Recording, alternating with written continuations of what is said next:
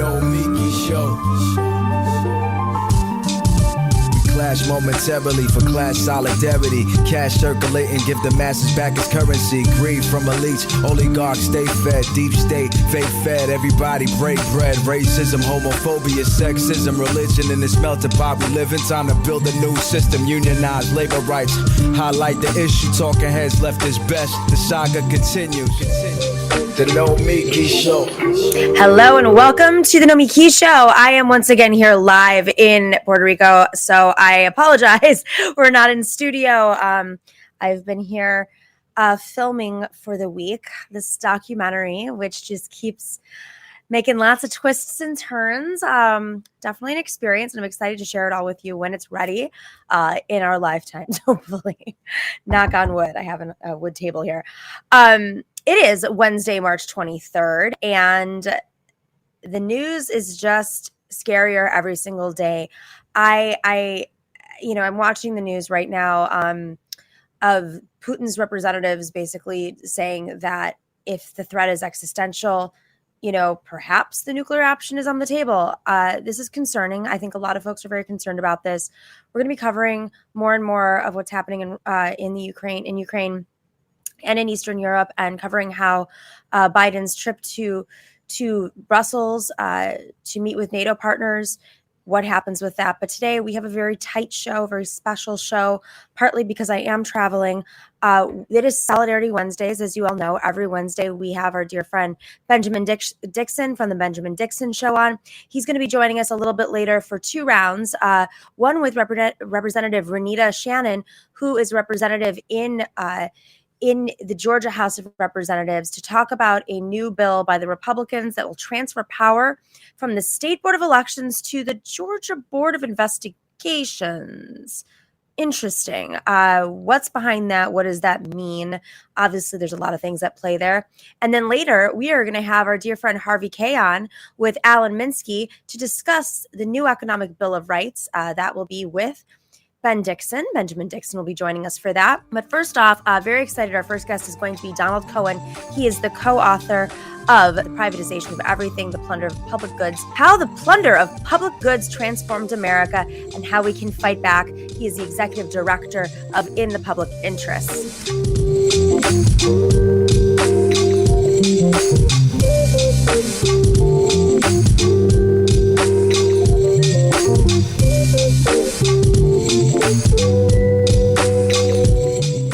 All right, guys, if this is the time, if you haven't already, make sure to join us on patreon.com/The Nomiki Show. Our patrons are what keep this show alive and well. It's how we can do it on the road when I'm filming other stuff.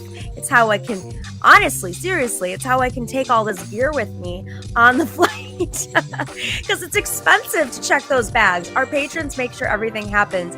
Make sure we have David working his butt off. That is how our community grows, because we can't rely on the algorithms. We know that the algorithms in little places like YouTube and Twitch and all the different spots that we release our show to, you just never can predict. 1 month you're doing kick ass, the other month you're down a certain percentage. We don't know how those algorithm gods work. I think we kind of do, but that's for them to figure out. It is patrons who keep us going. If you've been a patron and you can no longer stay at that level, or be a patron and want to stay a patron, please reach out to us. Email us at thenomikishow@gmail.com. We will figure something out. If you have it in your heart to sponsor another patron, we love that too. And there have been plenty of people who've done that. That is how this community stays alive. So thank you to everybody. Also, make sure to share this on the social media. Yeah, Twitter, Facebook, YouTube. Got to keep it going. Got to keep disrupting those algorithms out there and making sure people tune in, like and subscribe, get in those comments, make sure to shift things up. And as always, really grateful to you. We are going to take a quick break, and we will be right back to talk about how this entire world's getting privatized with Donald Cohen.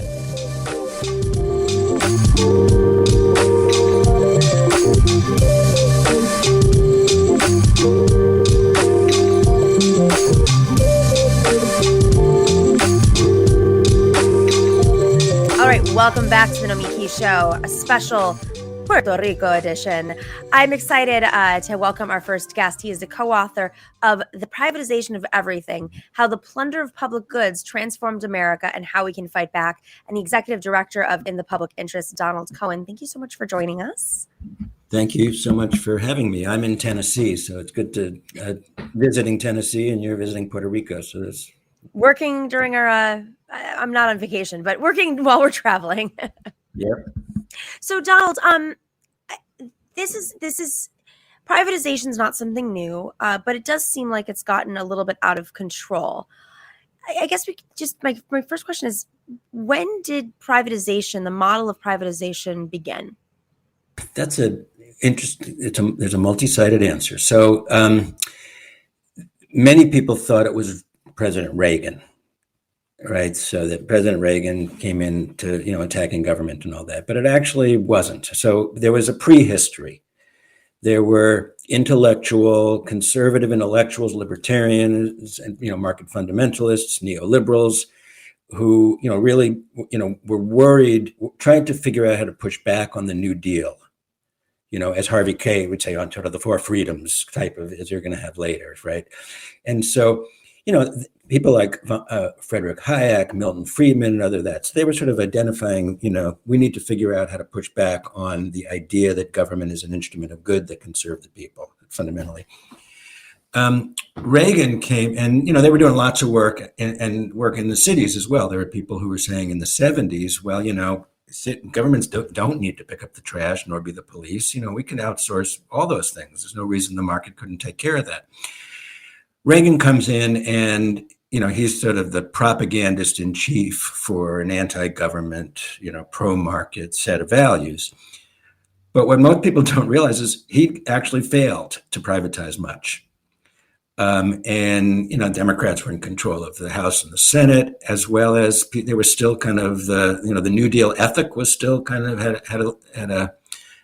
dominated the culture. People wanted the stuff. And so by the end of the Reagan, I'm trying to give a long answer, but by the end of the Reagan administration, strategists from the Heritage Foundation, from Cato, realized that privatization could be a way to break the pro-budget and pro-government consensus by directing demands for services, because people still wanted the stuff, directing those demands to the private sector. So it became kind of a key strategy to downsize government, to weaken public support for government. President Clinton gets elected, and the era of big government is over, and he institutionalized privatization that Reagan couldn't do. If you were to describe privatization in a sentence, I think a lot of people hear it or familiar with it more or less, but is there sort of a purist definition of it? Well, I have a very particular definition, and it does need some explanation. So I say it's private control over public goods. So what I mean first off, what do we mean by public goods? The things that we all need to survive and thrive, and that we need everybody to have so that we can all survive and thrive. Whether we need a good education system for our kids, but even if you don't have kids, we need every child to be educated. That's good for the country and for all of us. So private control happens, and then private control happens in a variety of ways. And I'll give some examples to make it clearer, but it's, we sign long-term contracts with private companies that hand over, that give them legal contractual authority over things that we ought to be able to have. Or things like childcare. I consider childcare in the U.S. a fully privatized public good. We all need it. I mean, if you have kids, you need it. There's no question about it. But it's fundamentally a commodity, and parents are left on their own to figure it out in the market when it really should be available to everybody, high quality childcare. So, it's a broad definition. If you'd like, I can, I'll let you continue, but it's, good I could give a few examples to make all that clear. It sounds abstract. Yeah, of course. Go ahead. What are some examples? Well, so the example one of the things I like to use a lot is from Chicago during the Great Recession, 2008. Cities bleeding red ink, cities, states, in horrible fiscal shape governments were because of the crash of the economy. So a private consortium three companies: Morgan Stanley, Wall Street investment firm, an investment firm, what's called a sovereign wealth fund from a country in the Middle East, a national fund, and a national parking company, offered the city $1.1 billion upfront in cash in exchange for control of the city's 36,000 parking meters for 75 years, till 2083. Okay. Now, the proposal was announced on a Friday. They voted on a Tuesday. So not a lot of scrutiny. Private companies that want to privatize things, one of the things they say is, desperate government is our best customer. So that was the case there. So, but here's what became true after the fact and when the analysis happened. Now, let me just say, unbelievably stupid way to borrow on your future parking meter revenues. I mean, we all borrow on future income. That's how we buy houses or what have you. But 75 years, we may not even be driving. So, but here's what's even much more important. If the city, for the life of the contracts, the remaining 60 some odd years, wants to eliminate parking spots temporarily for a street fair, or more importantly, permanently for bike lanes, dedicated bus lanes, pedestrian malls to deal with climate, traffic, housing, they have to buy the spots back, which means they often don't do it. A professor that I know, we wrote a piece together. She had interviewed transit planners after the deal was done in Chicago, and they couldn't implement a plan to expand bus rapid transit. So the reason I tell that story is because those contracts, embed their interests in our stuff, and they're straitjackets on democracy, because the elected leaders they're handcuffed to be able to do their job. So just to get this right, so folks, the contract is to basically for a company to control the flow of money into these parking meters, but the land is still the city's. Yet because of this contract, they cannot do what they want with the land because they have this other contract that sort of voids out any because it's contingent on having a place to park. There's if they take a spot away, the private company doesn't own the street, right, the spot, they own the meter. But if you take a spot away, meaning you have to take a meter away, so they can't make money from that spot, you got to pay them for it. That's insane. Unbelievable. I mean, that's basically holding the city hostage to whatever they want, especially these extremely long contracts. That's exactly right. And it's a terrible deal. Everybody knows it's a terrible deal, but there are features of it that are very common. Now, are there any instances, and we can get into how cities have fought back against privatization, but are there any instances in which there are contracts that have been in place, these crazy predatory contracts that come in when, a city's in bankruptcy, or it's after the recession, et cetera, and here now you have to take a 150-year contract with this banking, whatever, the same exact story. Yeah. But are there any examples of where those contracts were broken? Well, in Chicago, because a deal's a deal, so it depends on the fine print of the contract. When Rahm Emanuel became the mayor, because everyone hates it, the only thing he was able to do was to renegotiate it, because they wanted to have free parking on Sunday mornings for church, but in exchange, they had to expand parking during the week till 10 p.m. So a deal's a deal. Now, there are cases, there's a water deal in Montana. There was a water deal in Montana. It often, when they want to break contracts or eliminate contracts, it often results in lawsuits.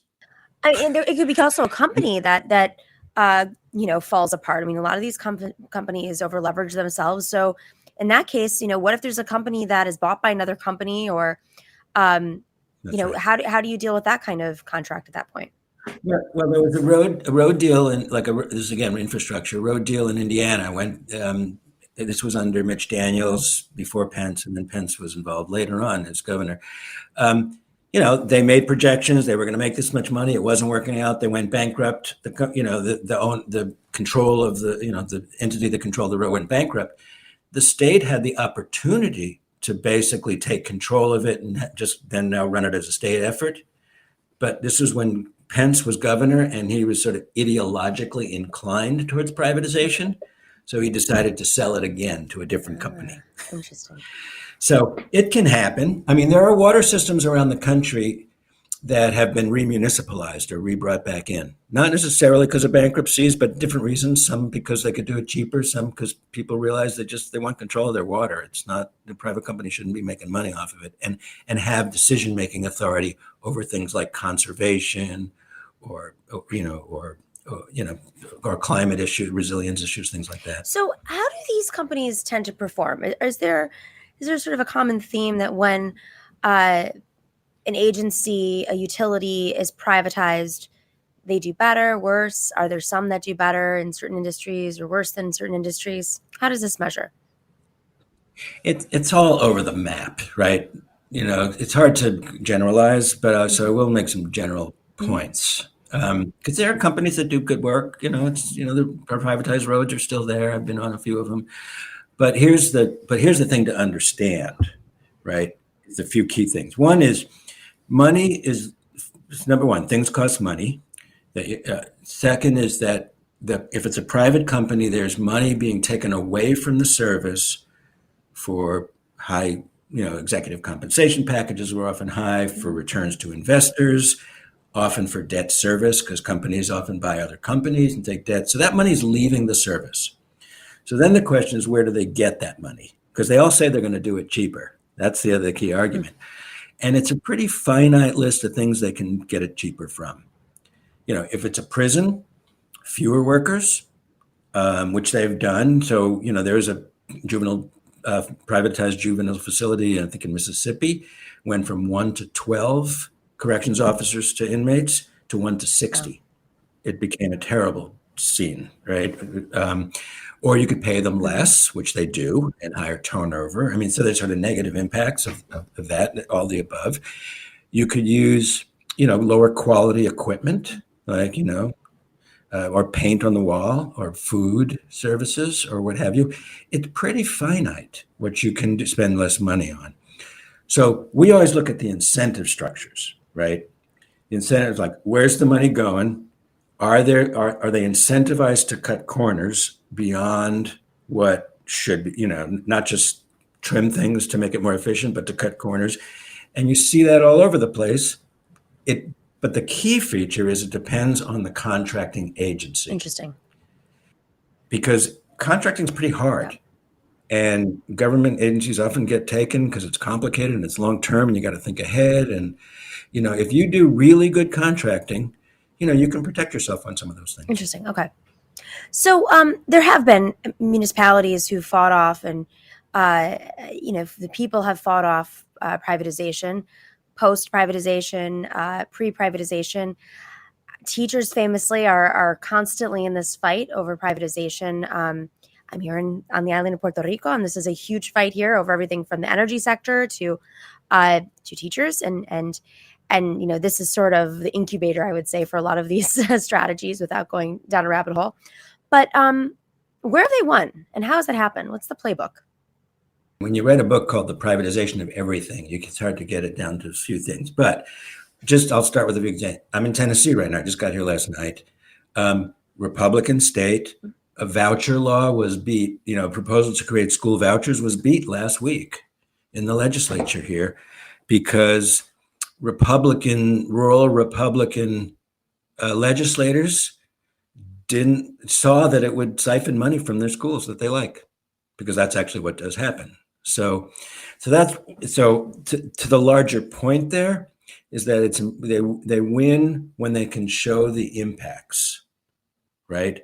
Schools, the growth of charter schools take away money from public schools, more than the money that comes with the kid because it costs more.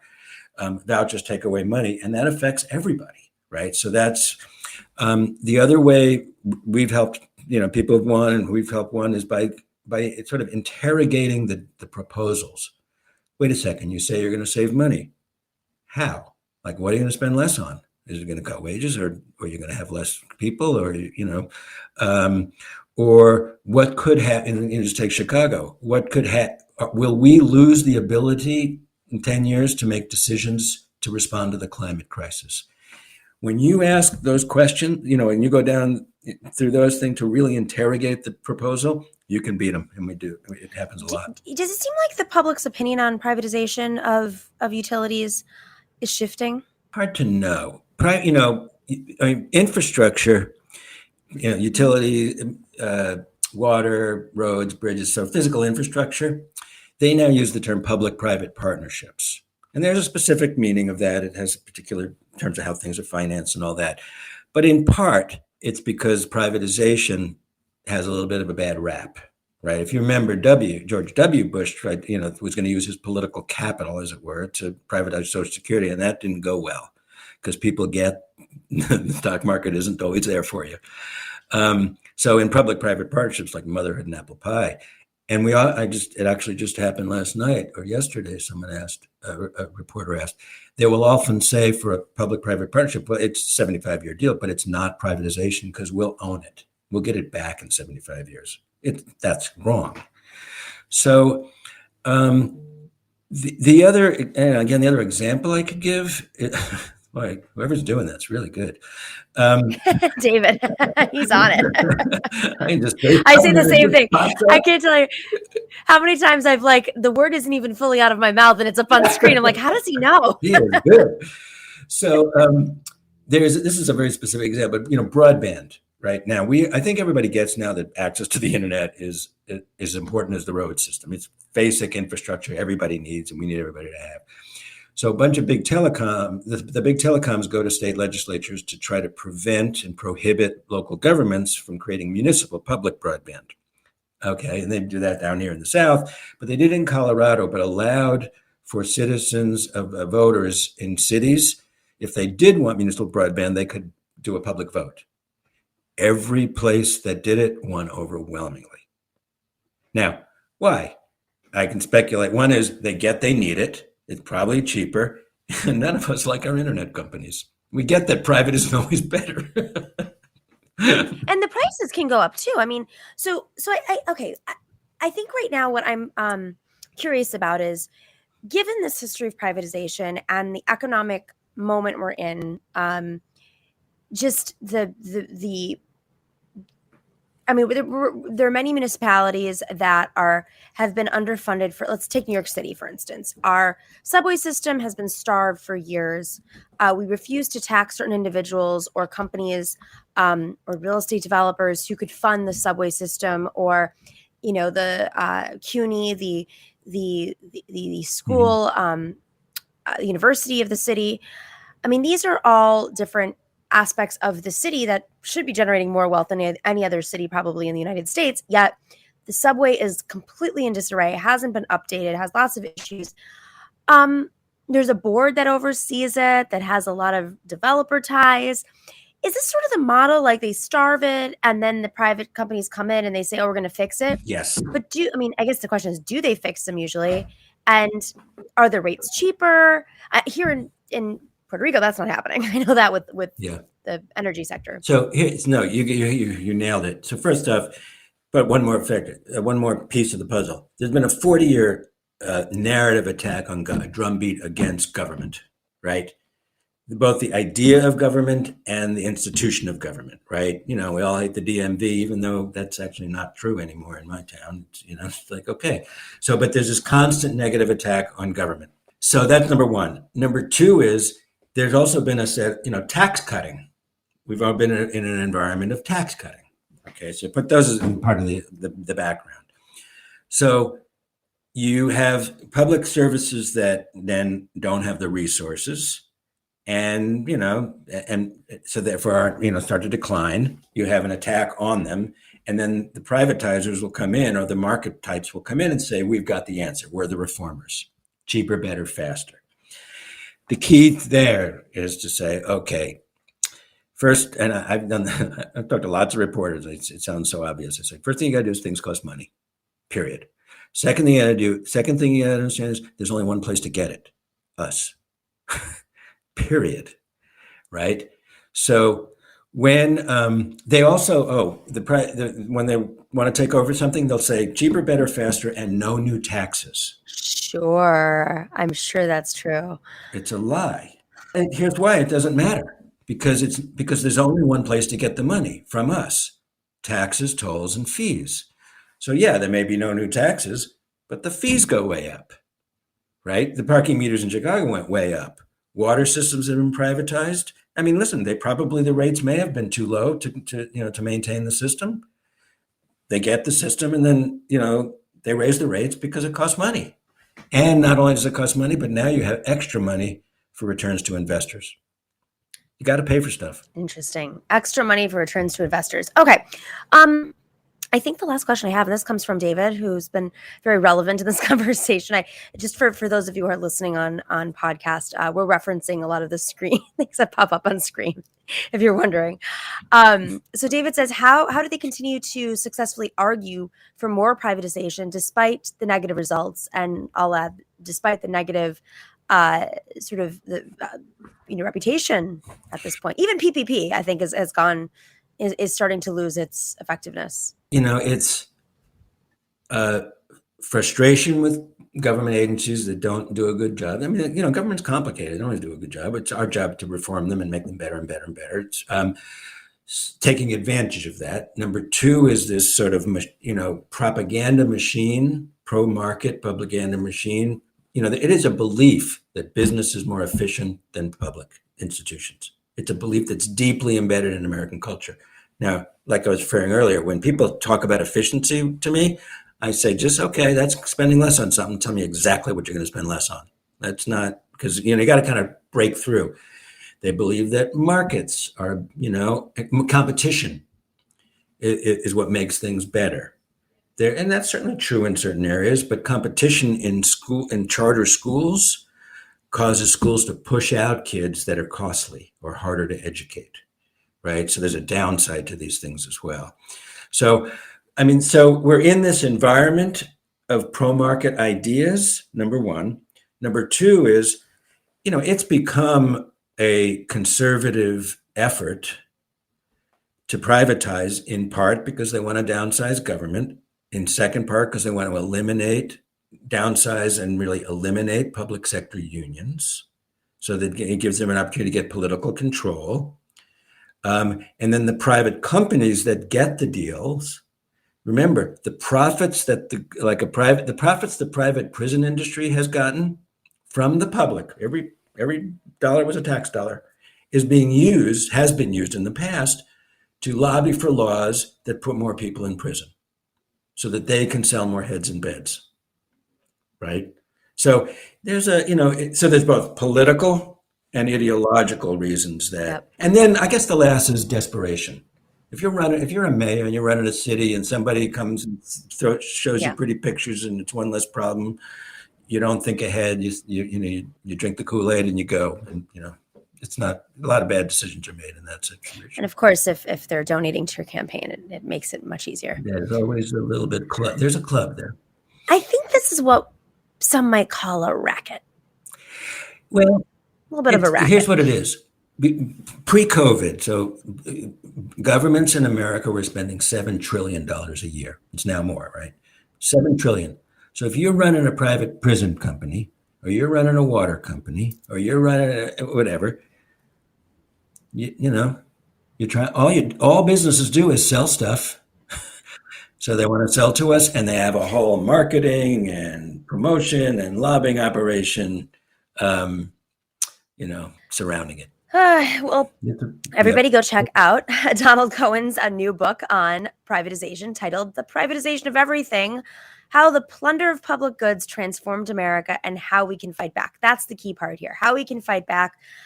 I think the momentum's on our side. The energy is shifting, but we need to know how to do it. So everyone, go check out Donald Cohen's book. Donald, thank you so much for joining us. Enjoy Tennessee. Yeah, thank you. And people can get in touch. We have lots of tools and tricks on how to fight. If you're in a particular area, just go to our website. You can find us real easy. Website's going to be in all the information sections. You can go check out the organization that Donald's the executive director of, titled In the Public Interest, and we'll put your Twitter link up there as well. So thank you very much for joining us, Donald. Appreciate it. Thank you. Enjoyed this.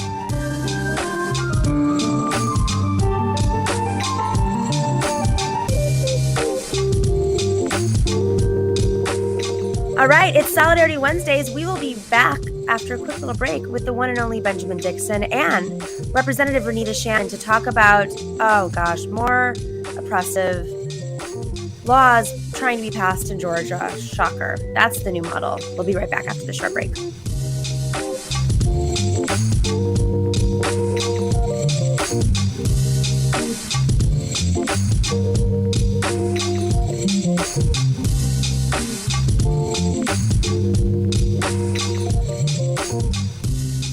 I rise to speak in opposition to House Bill 1464.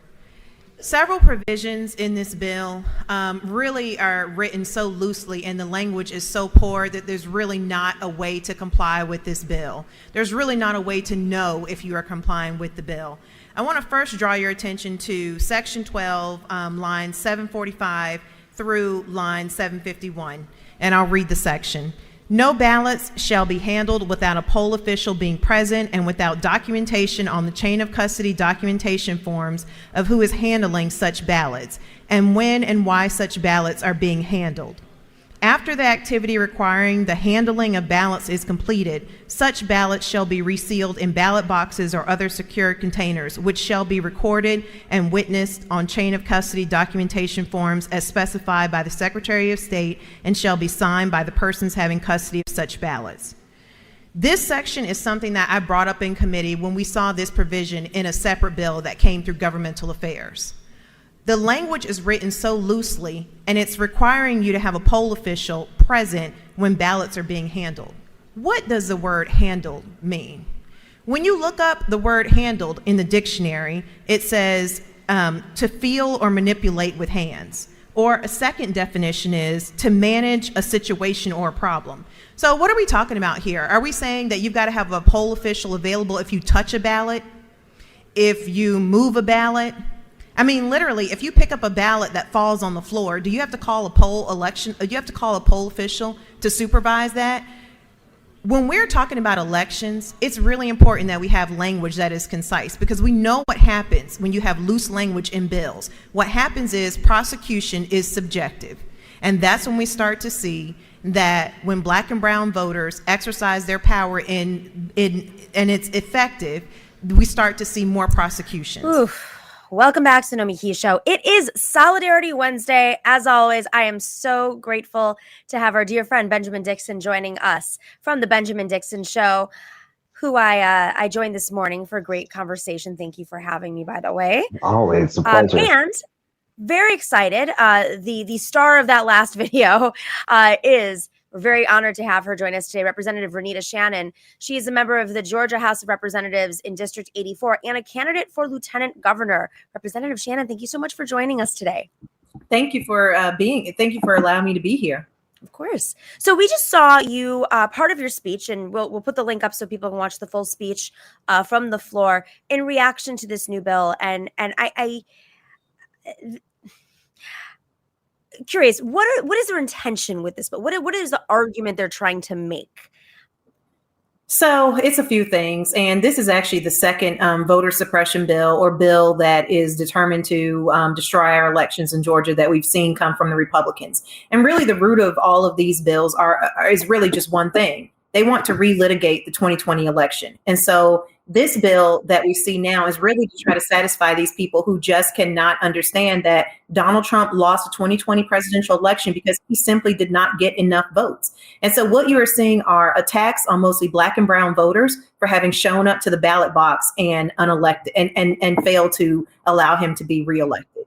It's because Black and brown voters have shown up and exercised their political power that we are seeing all these bills come through that don't even make any sense. As I pointed out in my speech, the language is so poor, there's no way to even know if you're complying with these new election bills. So, what is their subtle intention? We know so they want to obviously disenfranchise Black and brown voters. When you're talking to colleagues on the floor, if you are talking to colleagues on the floor, when you say that to them, how do they respond? They really are in their own bubble. They really do believe that there was some type of fraud in the election. So they really just can't conceive that people would show up and not reelect Donald Trump. So that's part of it. The other part is they really just want to satisfy their base. And that's what, most of this is about. So this bill is very similar to the media that you're seeing around the Florida bill, where they want to have an election police. This bill brings in the GBI to pretty much be our election force. So it's just a coordinated effort across the country of Republicans trying to relitigate this election and trying to make sure that we intimidate Black and brown voters into not being able to vote. Ben, you're in Georgia. You organize in Georgia. You have lots of folks on from Georgia. How do folks feel on the ground? Like, is this? It almost seems like it's just too much at once. I'll tell you, people are really upset, including groups that we've never seen really upset about election bills. Because as I pointed out last year, when we saw the big voter suppression bill pass through, their intention is to target Black and brown voters. But really, these voter suppression bills hurt everybody. So I just got a call yesterday from some seniors in my district, a predominantly white assisted living facility, a group of seniors who their old process was that when it came time to vote, they would have the office manager fax in the request for absentee ballots, and then they would fill out their absentee ballot, and then they would have the office manager return ballots for them. Because of the last voter suppression bill that we saw pass, all of that is now illegal. So these seniors are sitting around trying to figure out how to vote. So to answer your question, we are seeing people who previously did not even have were not being targeted by these election bills, who are now asking the opposition about how bad these bills are, because they also are feeling the ramifications of what legislation that just doesn't make sense. Yes, Nomiki, I was, and good afternoon to you both. I think one of the feelings I get from this is the idea that Black and brown voters are resilient, and we are, and we can and shall overcome. But if you have to ask, like the sentiment is that the people on the ground are consistently having to out-organize the voter suppression tactics of Republicans. Right. And we sure could use a little bit of help from the federal level to help stop some of this that is happening in real time right in front of our eyes. When you say federal level, you mean the actual U.S. government, or does it also mean maybe like the party level? Well, actually, all the above, right? So we're still waiting on the Democratic Party to do something about voting rights on the federal level to help prevent some of this type of intrusion into the voting rights on the state level. Georgia, along with several other states, are beneficiaries of Shelby versus Holder being gutted. And so now they're able to do these types of games without having to check with the Department of Justice. And so it would be nice if the Democratic Party, the federal government, and anyone who actually likes democracy would stop these Republicans for kind of a change, Representative Shannon, this is not the only bill like this, and you mentioned that. Can you just list off some of the other stuff that they've presented that could affect this election this year? The election that you're in, for instance.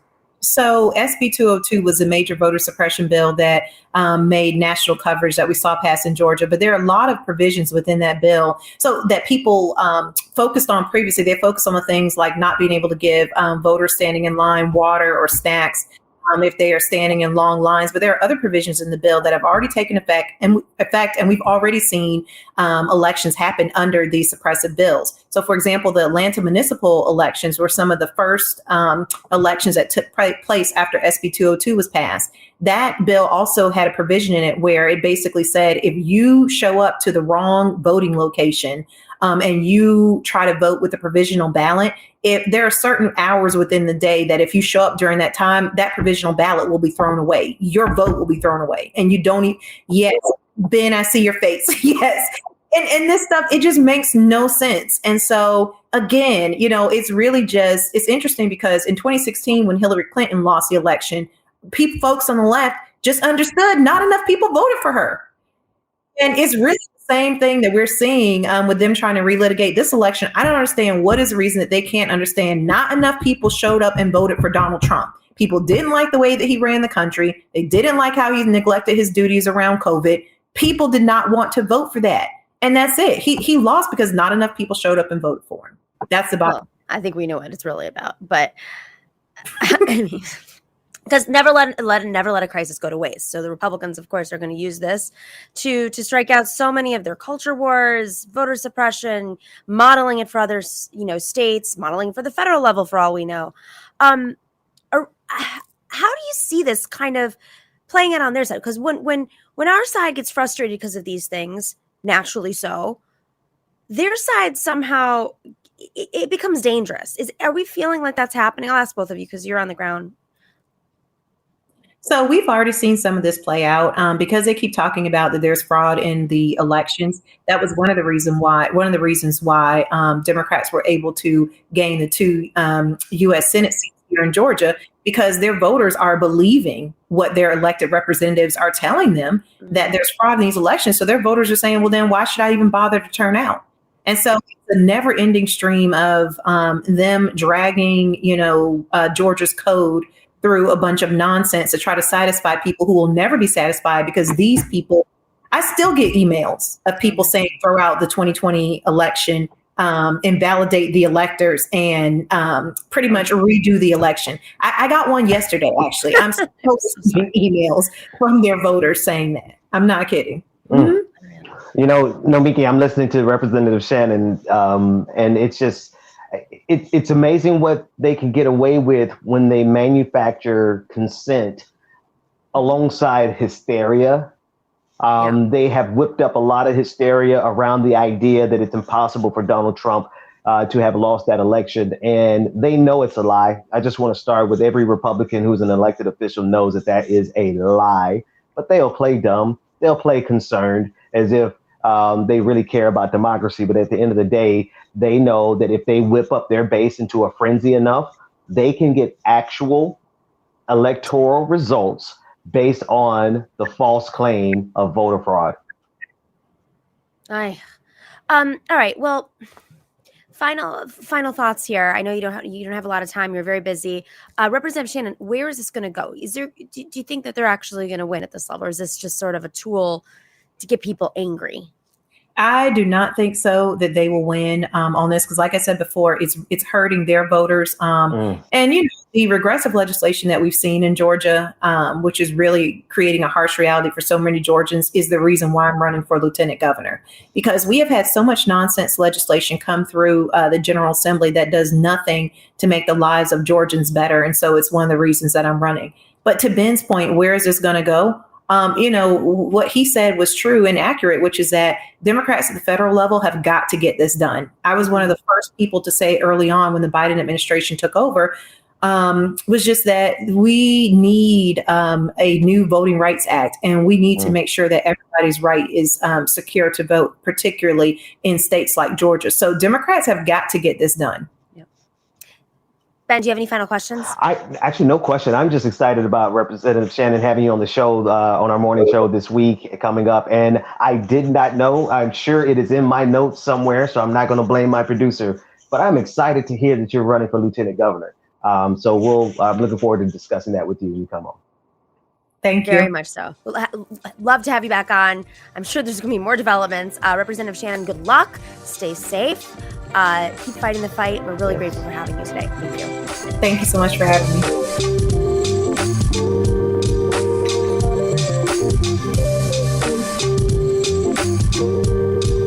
We're going to take a quick little break. Ben, you cool sticking around? We have Harvey, Kaye, and Alan Minsky. Wonderful. We'll take a quick little break. Be right back.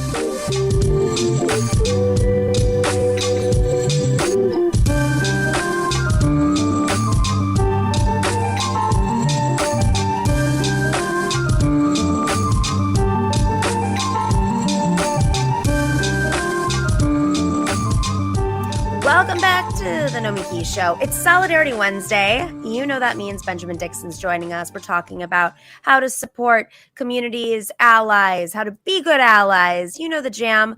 Ben, this is an election year, and it's an election year after redistricting, so a lot of folks are getting a late start and figuring things out. Donations are harder to come by right now.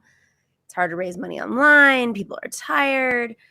But some people have plans to get folks excited and focused on solutions. And our next two guests are partnering up to help candidates out there focus and have a vision to solve some of our worst problems, we have the one and only Harvey Kaye.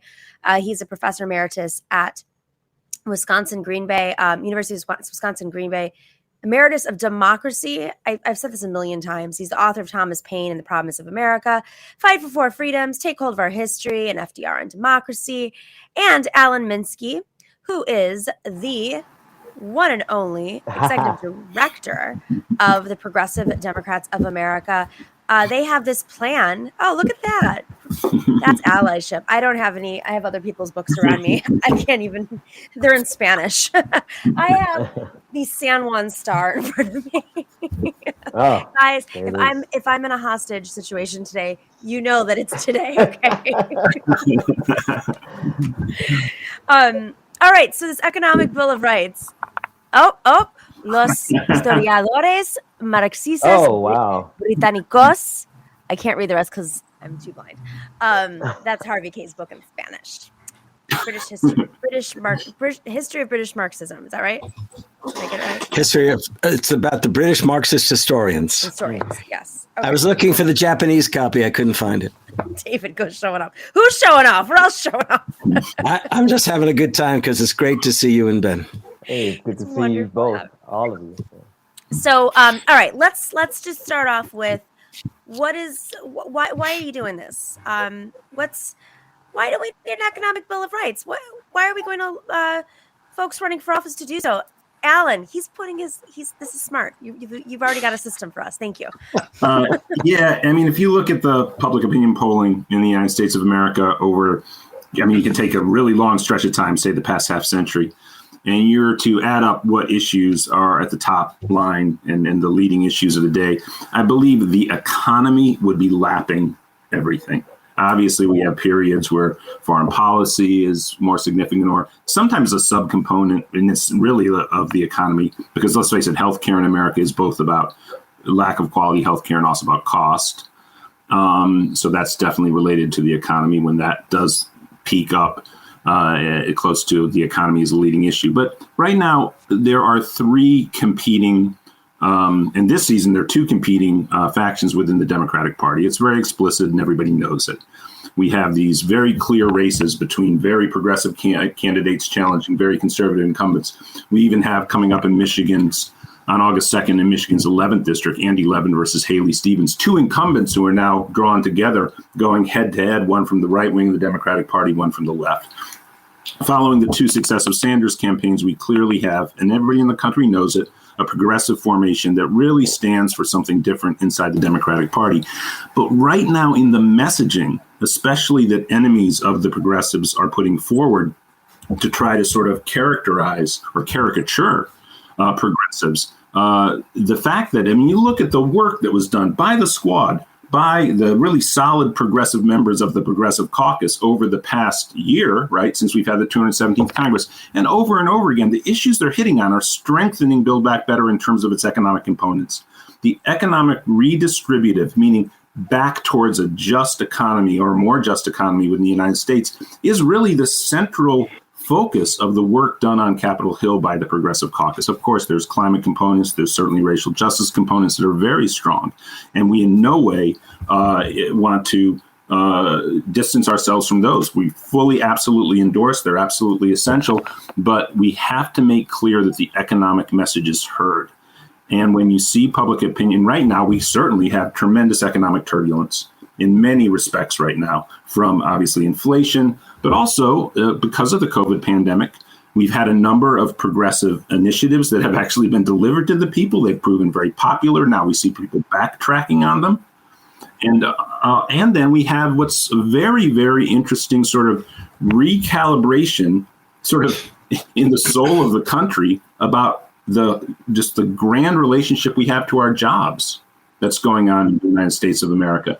And so it really seems like an hour where it'd be beneficial for progressives to lift up and highlight, along with all of the other priorities, not diminishing any of them, but to recognize that the economic argument is a very strong argument, very, very strong argument for the progressives, and it's not right now being heard. And just to finish before we go to Professor Kaye, and I've spoken enough because Professor Kaye's wisdom supersedes mine for sure.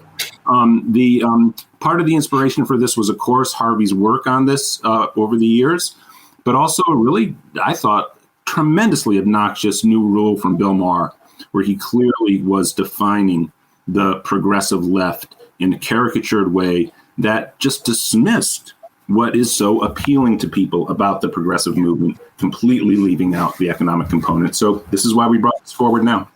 It's interesting you say that, and because I immediately think of the New Deal, but there was a reaction by neoliberals, neocons, whoever, the conservative forces, that's Harvey's area, to the New Deal. But simultaneously, you had many people who saw the holes in the New Deal, where, ironically, as much as Bill Maher likes to say, we're all focused on being woke or whatever his deal is, it's actually, that's been missing. And I think what's fascinating about this is it's not, it seems like it's building upon what was presented, so long ago. Am I getting that right, Harvey? Is this? Yeah. Sorry. No, go ahead. I mean, because many people say, the New Deal was racist. I'm going to summarize it pretty quickly. Yeah, well, the New Deal initiatives were not racist. The New Deal initiatives to get them through the Congress folks were carved out of the New Deal by Southern Democrats, the white supremacist Southern Democrats. But the thing is, so we've had 80 years to mature, right?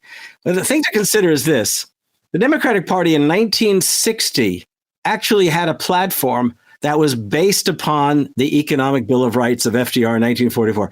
In the same year that the Republicans and Democrats alike began to seriously acknowledge, in light of the struggles taking place, the Student Nonviolent Coordinating Committee and others down south realized that it was imperative to bring an end, at least in the South, to apartheid, segregation, white supremacy. And it's interesting to note that the Democratic Party in 1960 had a platform that literally laid out the Economic Bill of Rights and all of the things Democrats would pursue to realize that. And that in the course of the 1960s themselves, you had A. Philip Randolph proposing a freedom budget in 1965 that really was standing on the shoulders of Lyndon Johnson's own call for great society and FDR's Economic Bill of Rights. And he laid out a plan, and as long as we're on video, he laid out a plan. What does the plan say for the audio, folks? There's podcasts too. Just tell us what the plan says. Okay. Sorry to disrupt. Freedom budget for all Americans, budgeting our resources to achieve freedom from want. The plan was between 1966 and 1975 to spend the kinds of monies, which at the time were estimated at about $20 billion a year, to literally rebuild cities, redevelop the rural areas of America, bring an end to poverty in the United States. And this was endorsed by 150 plus academics, labor leaders, civil rights leaders, foundation leaders, and progressive politicians. And of course, the tragedy was that Lyndon Johnson, who was at that time embracing the idea of a great society, a war on poverty, and also was planning, and they actually did hold it, though it did not take place as it should have. It took place in the White House, a conference to honor A. Philip Randolph. And then in the wake of that is where the war in Vietnam is draining resources. And in 1968, Martin Luther King Jr., who in the early 60s had called for a minority Bill of Rights, now proposed truly embracing the concept of an economic Bill of Rights for all Americans, just that kind of thing, and called for it, I believe, in the pages of Look magazine, and it later also, I believe, it was in the Guardian newspaper and is readily available there if anyone wants to look for it. The thing is that, yes, the New Deal was inadequate in a whole variety of ways. And but the point is, we have 80 years to learn based on the struggles of the 50s, the 60s, and the struggles we've seen these past several years to address the needs of working people in all their diversity, and to make sure that no one, based on any kind of criteria, would be left out of the rights that all Americans deserve for economic security, for democracy, and for the making of a more prosperous America. Yeah, no, absolutely. Good afternoon again, Professor Kaye and Professor Minsky. I want I hear in your voice, Professor Kaye, the fact that we have had enough time to not only solve any problems that may have existed with the previous plans, but we've also had plenty of time to understand the very nature of the problem. Could you just talk about why it would be that why would it be that we have the solution right in front of us, but the powerful would rather go in the opposite direction of exploiting us to our last penny, when we actually could do better if we tried something other than abject exploitation? Well, so consider the fact that in the 1970s, capital and the right, eventually joined by neoliberal Democrats, essentially, and Alan may or may not subscribe to this particular argument, essentially declared war on working people. Not only working people, but especially on the rights of women, and all the more so in reaction to the Voting Rights Act of the 1960s, a war on the rights of people of color, which actually ended up a war on voting rights that was possibly excluding in many a state students, not only African-American, but white students, the elderly, regardless of their race or ethnicity. I mean, we have seen 45 years of a war on the democratic achievements of the 1930s through the 1960s. And it's in those years of the 1970s where this war is declared. And moreover, the leading folks in the Democratic Party, led before Reagan even came there by Jimmy Carter and centrist Democrats, declared war by way of saying we need austerity in America. We have to liberate capital. And the conservatives found this as an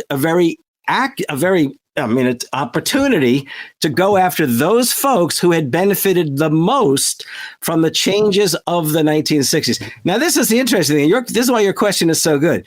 Right through the 1970s and the 1980s, the kinds of things that Roosevelt and the progressive Democrats in the 70s had pursued, most Americans, all the surveys showed, most Americans still wanted, whether it had to do with civil rights or economic security. They wanted it.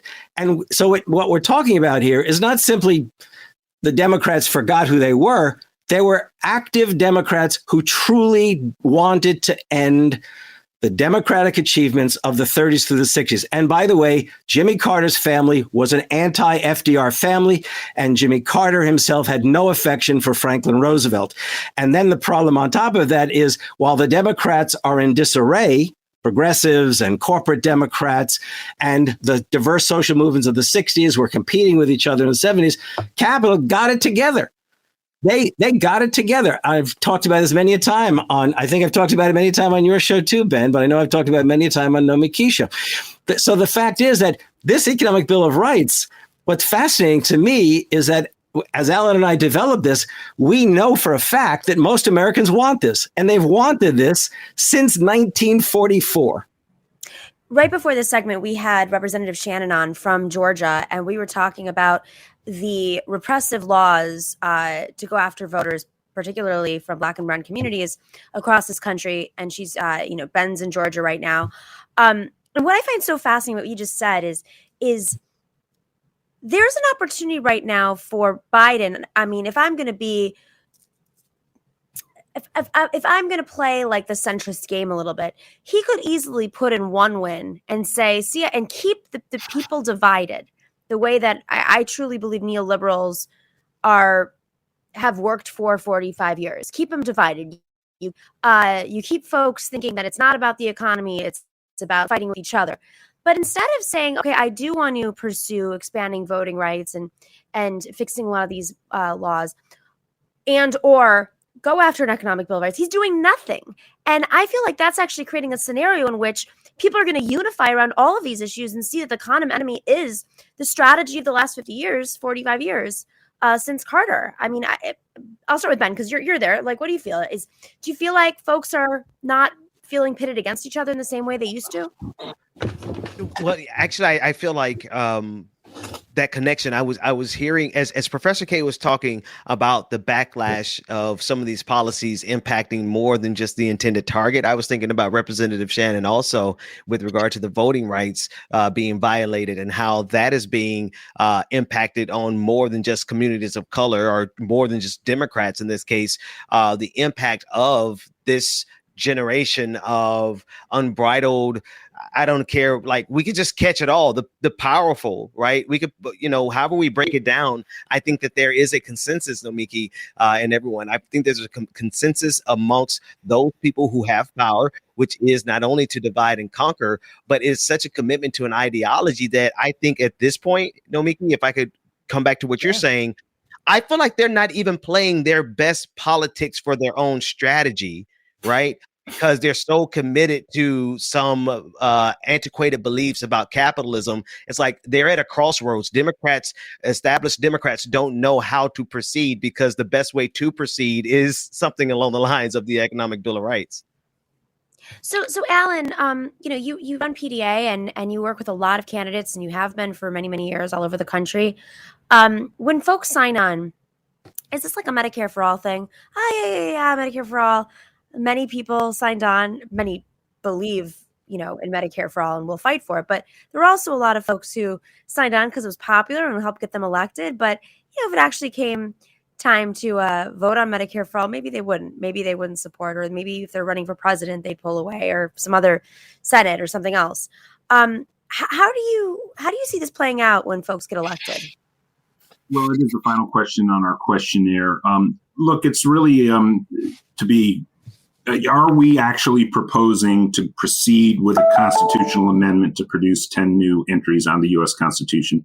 That requires 3/4 of state assemblies across the country to pass it. No, we're not proposing that is the thing in front of us. What we are trying to build is we're trying to anchor this economic program as definitional for people who are saying they're running as progressives. Look, I really do think that there are essentially three parties inside our two-party system right now. Now, there's some gray area there. We saw a lot of moderate Democrats vote more progressively on Build Back Better through Biden's lead. We should not have any illusions. This was happening in the crisis around the pandemic, right? They've done the relief act, so what can they do to keep the economy boosted during this time of crisis? And clearly the pandemic, going back to the CARES Act, led to a disregard for budget deficits and providing for the general population some welfare that was otherwise way off the table ideologically. So it happened in that context.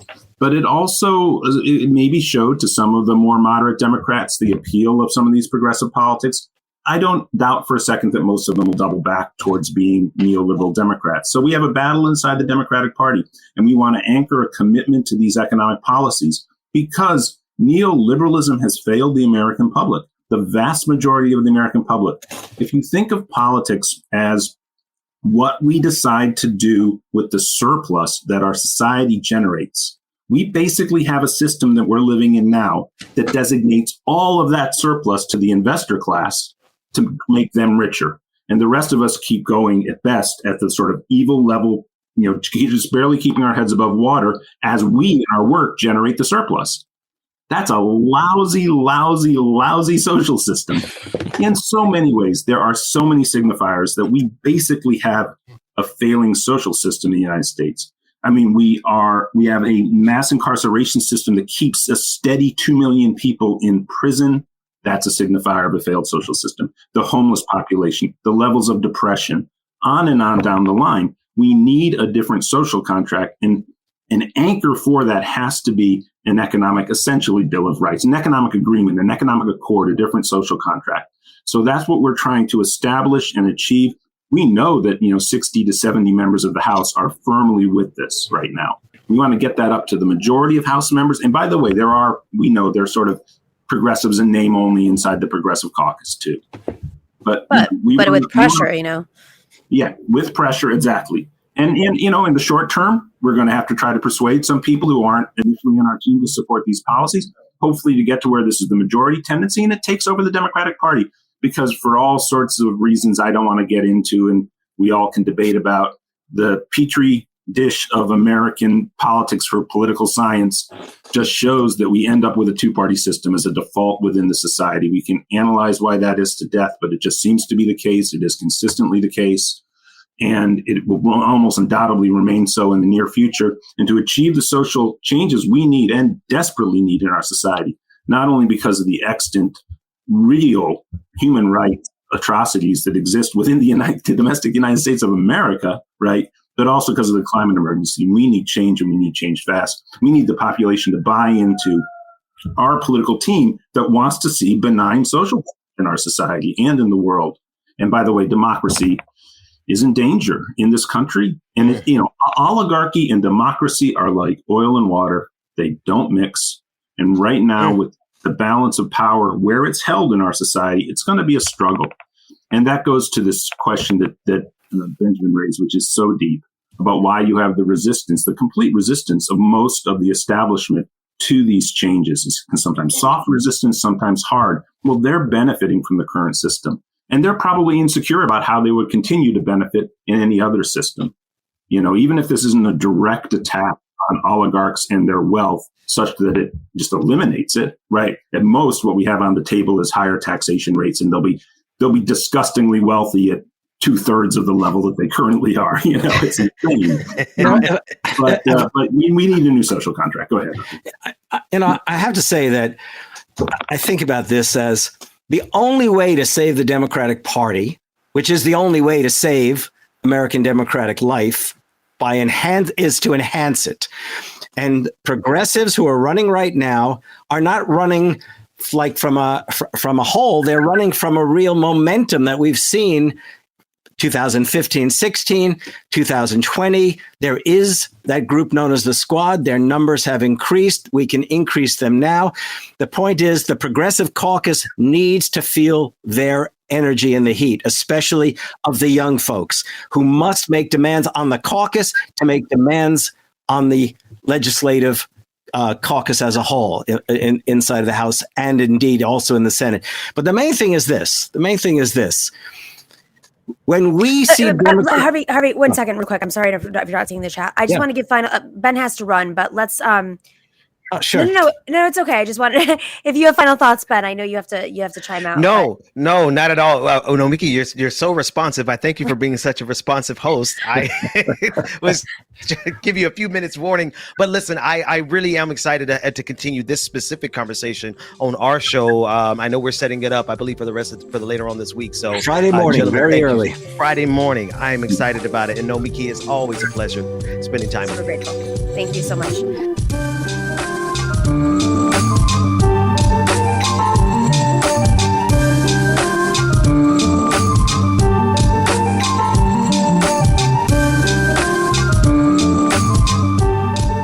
Professor, I know you were on a roll, but while you're on that roll, do you mind throwing in what's actually in this Economic Bill of Rights? Okay, well, the one that's in the original article, we've enhanced. Okay, we've enhanced. So I'll go through them, but since I know we've only got, 5-10 minutes at the very most, let me go through them. First, the right to a useful job that pays a living wage. And if I think Alan and I agree that if we could see anything most immediately, we'd want a guaranteed job at a living wage, which would thereby begin to address questions of inequality and also economic security and economic empowerment. Second, the right to a voice in the workplace through a union and collective bargaining.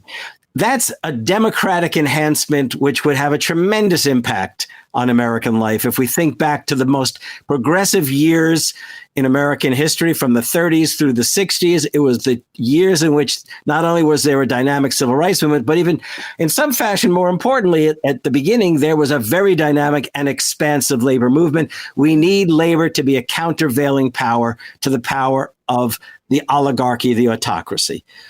The right to comprehensive quality health care. We know, whether it's called Medicare for all or universal health care, Americans have wanted this, as I said before, since 1944. There's nothing radical in that call. 4, Alan, did you want to say something along the way? I saw. No, except I think you should probably read through quickly because we'll run out of time. The right No, to it's all right. Keep going. comprehensive Don't worry. healthcare. I'm the moderator. I'll cut you guys off. I just did The it. right to a complete cost-free public education and access to broadband internet. And we are seriously considering how to build in a right to child care for the students who have kids, to put it that way, okay? The right to decent, safe, affordable housing. The right to a clean environment and a healthy planet. We're also going to be working on that a bit more. The right to a meaningful endowment of resources at birth, and possibly free childcare will build into this, and to a secure retirement. The right to sound banking and financial services. The right to an equitable and economically fair justice system. Finally, the right to recreation and participation in civic and democratic life. So during these last couple of weeks since we last saw you, Nomiki, we've been trying to enhance this Bill of Rights in favor of enhancing its appeal. Absolutely. And Alan, how are people processing this? Is it people are signing up, but how is it being received on the campaign trail when folks are going out there and running? Well, to be honest with you, Nomiki, one of the things that was very quirky about this is Harvey and I wrote the article. We even held it back a few days thinking that maybe Putin wouldn't invade Ukraine. He did invade Ukraine. And of course, our capacity to have this be as foregrounded as we'd like it to be has been somewhat usurped by everyone's focus being on the geopolitical crisis. But everybody we talked to is just really thrilled about it. Just the other day on the Wisconsin State House floor, a version was introduced there. Harvey's in touch with a few other already elected officials around the country. And then with the congressional candidates, they're all very into it. And again, we'll be in the coming weeks trying to even build up more momentum for it and to look to candidates to foreground this. Now, the candidates we've been working most closely, and this goes a little bit to some of the early questions in this interview. I myself, in working with Harvey, obviously two white guys, I wouldn't be comfortable if we didn't have clear. We really are working in close alliance with two people in particular, Senator Vincent Fort, who's challenging the conservative Democrat David Scott in Georgia's 13th district, and Senator Nina Turner. Nina has, in fact, really embraced this and is really charging forward with it in her race against Shontel Brown. And I also, by the way, want to point out a candidate I haven't spoken to directly about this, but Erica Smith in North Carolina's 1st District. If you go to her webpage, and she is running in a largely rural and significantly Black district in North Carolina, a very poor district. And on her webpage, the quote that is up front is, "We will come together from small towns and farms across our district to win this seat and deliver a new deal for rural North Carolinians." So it's very important that, given the history of the New Deal and the response of the New Deal by many African Americans, that we work in coordination in tandem with leading African American politicians and candidates across the country and lifting this up. And we're also, of course, building upon the work of the academics William Darity and Derek Hamilton, two great Black economists. And the response, again, across the country has been universally positive. And there's a strong recognition with everyone we speak to of the necessity of lifting up the claim made to the general public that if you want a better economic social contract, the progressive Democrats, understood broadly, not just our organization, but, the progressives who are running in this sort of Sanders lineage are the group of people to support if you want a better deal as we go forward, as we emerge out of this pandemic. And don't forget, this has been the largest social disruption any of us have had in our lifetimes within the domestic United States, an opportunity to really redraw and reset our social contract like we probably haven't seen before. We should seize this opportunity. And this is a template that people are embracing to set the table for doing that. Professor Harvey Kaye, final thoughts? I got about 2 minutes. Well, final thoughts are these, okay? There are two dimensions. Breaking news. I'm so sorry to say this. Secretary of State Madeleine Albright just died, was just announced. I'm so sorry to say this in the middle of this. Just have to get that information out there for we can just process it. Something like that we have to kind of interject. Yeah, I'll also tell you that the Supreme Court of the United States this morning has basically decided that the redistricting plan that had finally been accepted in the state of Wisconsin, the governor's plan, is now thrown out. Okay, so the congressional seats will be sustained, but the legislative seats will now have to be addressed once again. That's another breaking thing. I can tell you that is not good. Okay, every time these kinds of things happen, the Republicans, given the strength they have in the legislature, it's tough. So on that note, I will say, if we want to take back America, it is absolutely essential that the Democrats once again become the party of the Economic Bill of Rights. Absolutely. I thank you guys so much. I'm sorry for breaking in the middle. It's just we're wrapping the show pretty quickly today with a hard out, so I had to get it in before the end, and otherwise people won't tune into the show. The State Department now officially stating that Putin is a war criminal. That's beyond Joe Biden's statement. That is an official statement from the State Department now. So digest that. Join with George W. Bush and Dick Cheney in that game. Of course. Of course. But here we are today. So all right. We'll have you back on soon to see where this is going in this insane campaign season that we're in, where, people still don't know what their lines are. Everybody out there, tell your friends about the Nomiki Comes show. This kind of discourse is what needs to be spread around this country into every household. Tell your friends, families, and coworkers. I did not pay you to say that, Alan. No, but I come out of a media background, and this is, the level of we want a vibrant democracy in this country. We need this kind of show to be known by everyone. Thank you. Indeed, and we got to pressure our lawmakers to make sure that they crack down the tech companies who are boosting those right-wing bro shows like Brogan. All right. You deserve a mug. Everybody deserves a mug. Harvey just put his mug up on the screen. You know what? I'm not near my mugs. They're in another state. So we used to send them out, and they're being held in storage because we stopped sending out mugs for a while, but we're going to get back on it. The problem is that the way that you send merch out, it's very expensive.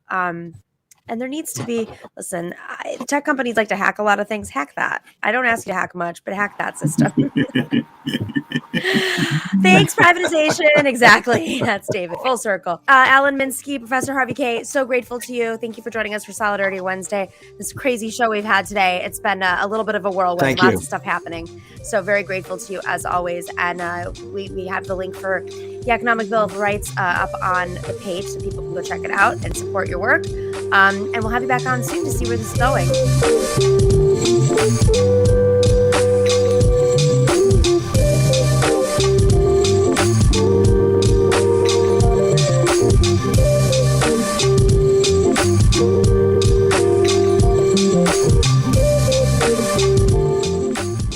Thank you to everybody. We will see you on Friday. Hopefully my voice will be back by then.